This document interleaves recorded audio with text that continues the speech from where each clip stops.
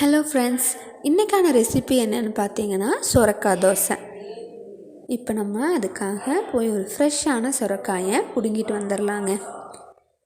அடுத்து தேவையான பொருட்கள்: சின்ன வெங்காயம், பச்சை மிளகாய், ஹாஃப் சொரக்காயை மட்டும் கட் பண்ணி எடுத்துருக்கோங்க, சீரகம் 1 ஸ்பூன், இஞ்சி 1 துண்டு, கருவேப்பிலை.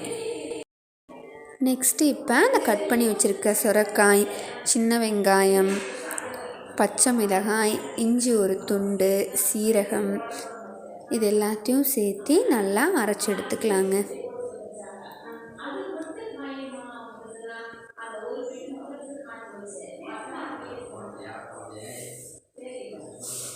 கருவேப்பிலை, இது எல்லாத்தையும் சேர்த்து நல்லா அரைச்சி எடுத்துக்கலாங்க.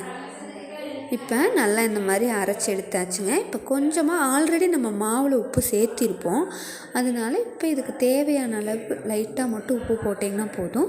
உப்பு போட்டு நல்லா கலந்து எடுத்துக்கோங்க. இப்போ 1 கப்பு மாவு நாங்கள் எடுத்துருக்கோம், தோசை மாவு. அது கூட இப்போ நம்ம அரைச்சி எடுத்த விழுதை இது கூட சேர்த்து நல்லா மிக்ஸ் பண்ணிக்கலாங்க.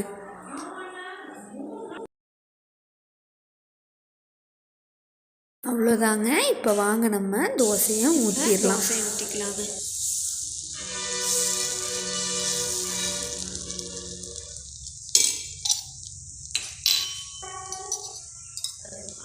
தோசை மேலே எண்ணெய் விட்டுக்கலாங்க. இப்போ நம்ம மூடி வைக்காமல் நல்லா 2 சைடு திருப்பி போட்டு தோசையை எடுத்துக்கலாங்க. அவ்வளோதான், சுவையான சொரக்காய் தோசை ரெடி ஆயிடுச்சுங்க. இன்றைக்கி எங்கள் வீட்டில் பார்த்திங்கன்னா அந்த சொரக்காய் தோசையும் தேங்காய் சட்னியுங்க. இந்த சொரக்காய் தோசையை நீங்கள் கண்டிப்பாக ட்ரை பண்ணி பார்த்துட்டு எப்படி இருந்துச்சுன்னு கமெண்ட்டில் சொல்லுங்கள். சேனலை மறக்காமல் சப்ஸ்கிரைப் பண்ணிடுங்க.